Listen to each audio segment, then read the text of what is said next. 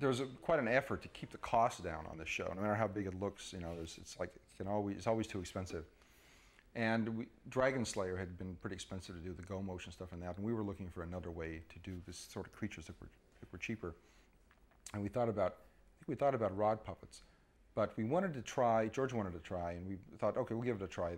A guy in a suit, if we could make the suit interesting enough. So Phil Tippett came up with an interesting idea where you've got, I think there's a person in the middle of the suit, but you've got another guy on the left, and another whose right arm is in and the guy on the right whose left arm is in it. And if you can mat all those people out, you get a shape, a moving shape that is nothing that a person could ever do in a suit. So it would look a lot more unique and interesting. But it didn't quite make it.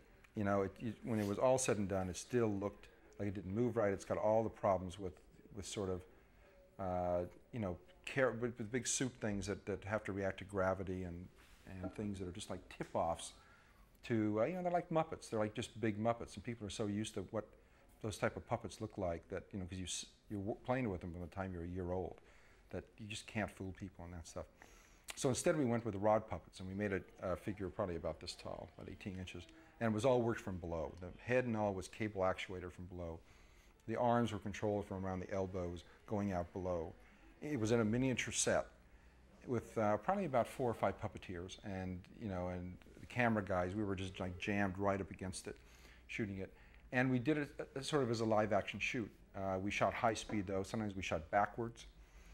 Anything that we could do to get it away from that, again, that sort of Muppet rod puppet look.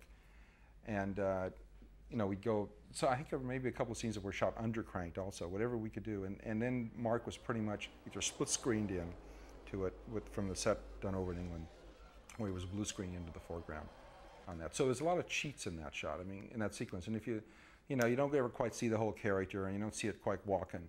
But for the film and for that point in it, you know, it was just, you know, it was fine for it. And it didn't really need to show any more than what it did.